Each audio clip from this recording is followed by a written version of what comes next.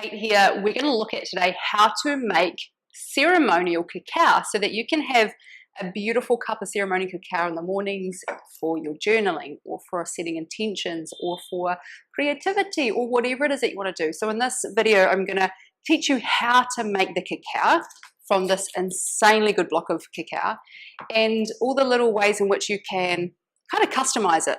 Like the little different things that you can add into it for flavoring or to even enhance it. And a couple of things of what not to do that don't really help the body to absorb the properties. So we produce this cacao here, which is Bliss Tonic. So Bliss Tonic comes in 1 kilogram packs. And I'll show you what you do. So when you get the pack of cacao, it comes in a block like this. Let's crack it open. So it comes in this huge big block. I really could have had this one prepared earlier, huh? So it comes in this huge big block here of just stunning ceremonial grade cacao. Now there's an entire other video which you could go and check out, which is what are the benefits of cacao, how does it work in the body, how does it work as a vasodilator, how does it work to open up your heart, how does it work to stimulate you as well as not have that kind of caffeine sort of effect because it actually is a smooth muscle relaxant. So many amazing things. I highly recommend going to check out that video which tells you all about the benefits and the properties of cacao and how it works in the body. But for now, let's look at actually how to use it. So you get your block of cacao like this, right? And then all you need to do is get a knife and kind of just shave or grate off the side of the cacao. So you're going through like this and you're just really grating and shaving it off just nice and simply.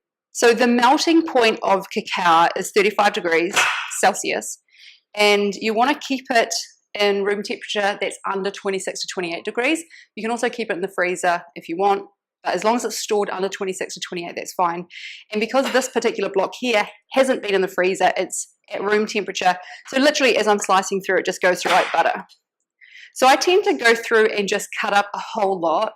So then it's got this kind of look here, and I'll put it in a container or store it in the freezer so that whenever I go to use a cacao each day, all I need to do is really take out the amount that I need and then put that into my drink. And then I don't have to kind of cut it up each time. So let's look at how to make it. So a really simple way to make it is we're going to get a cup. We're going to put some boiling water into the cup.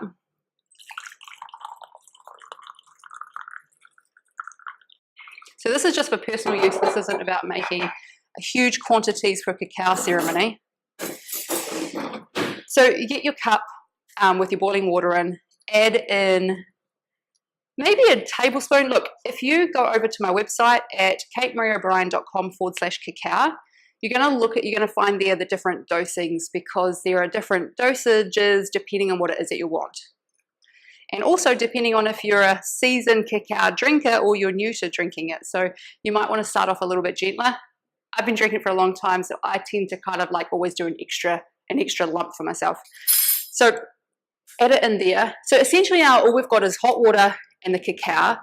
Now where it gets fun is that you could, if you want to, add things to either increase the properties for the benefits for your body, increase the taste, you could do all sorts of things, or you could simply leave it like that. If you want to leave it like that, all you do is either whisk it around if you don't have a blender. But if you do have a blender, it's actually better because you can make it a whole lot more creamier, is that you just put all of that into a blender and you blend it up.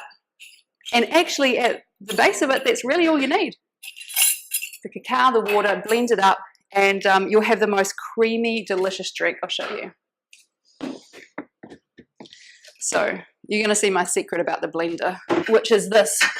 Are you ready for how classy I am? We have a plate.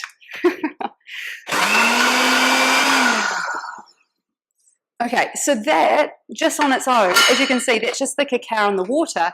And if you see us pouring that out right there, that is creamy and delicious and amazing. And that's really at the base all you actually need. So you could be ready to go then. For some people, that might be a little bit bitter because the cacao on its own is a bit bitter. So it depends. If you want to add some sweeteners, then you can. So let's look at what you could do to kind of like ramp it up to the next level. So that's level 1. Just joking, I made that up. That's one option. Second option is you could even use some milk instead of water. So use any nut milk like almond milk or coconut milk or milks like that. Stay away from using animal milks like dairy, because when you're using animal milk with cacao, it basically stops the absorption of the properties of cacao in the body. So you're wanting to either use water or something like almond milk. You can also add some extra things in. So if you want to have sweetened cacao, you could use either organic raw coconut sugar. What I love about this is it's low GI. It hasn't been, yes, it is a sugar for sure, but it hasn't been interfered with and bleached and all the other stuff that happens with normal sort of table sugar.